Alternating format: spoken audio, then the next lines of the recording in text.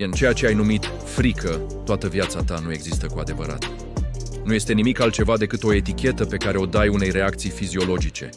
Schimbă modul în care o interpretezi și frica se va transforma în energie pură. Frica și entuziasmul sunt fiziologic identice. Același salt al ritmului cardiac, același val de adrenalină, același răspuns fizic. Singura diferență este eticheta pe care o atribuie creierul tău. Aceasta este primejdie versus aceasta este energie. Aceeași senzație, rezultate opuse. Frica te face să eviți. Entuziasmul te face să te implici. Creierul tău citește semnalele fizice și decide ce înseamnă, iar acea decizie se întâmplă atât de rapid încât crezi că este automată. Dar nu este. Este o alegere pe care o poți suprascrie. În data viitoare când simți acel răspuns, nu încerca să te calmezi. Reeticheta-l. Spune cu voce tare: sunt entuziasmat sau aceasta este energie.